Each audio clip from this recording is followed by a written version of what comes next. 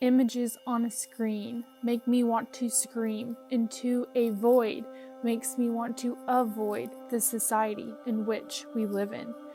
It's hard to see past the forest burning, yet the world keeps turning while we keep yearning for a different world to be in. Plastic in the ocean makes me want to start a motion. All this commotion, we just keep climbing for the next promotion when we should be worried about the temps that keep rising.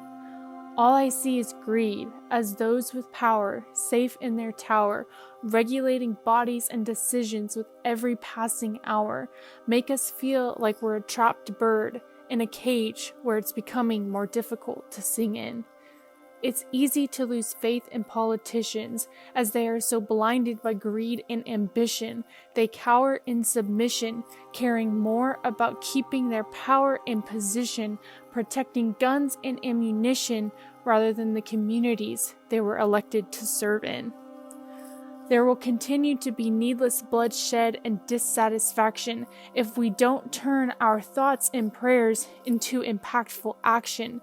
We need to start caring more than just a fraction so that one can leave their home without worrying whether they'll be returning. All this grief and pain has created a permanent stain on our so-called democracy. When will there be an end to the hypocrisy? Will we ever realize that this is a world that everyone belongs in? In these times of famine and war, we gotta provide more and open the door for not the rich but the poor, those who are struggling and barely surviving.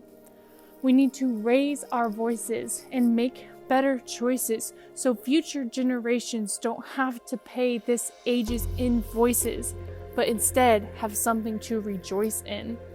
No more left versus right. We have to stand together and fight, so one day we all might live in the freedom and light that was promised in the words of the document they were first written in.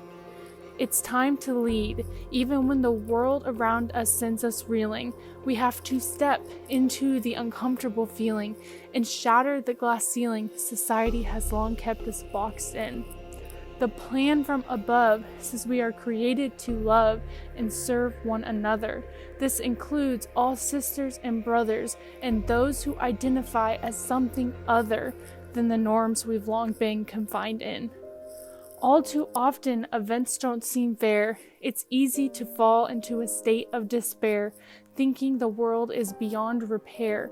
But then I remember that we have to be brave enough to care and bold enough to hope, to dream, to dare, to change the society in which we live in.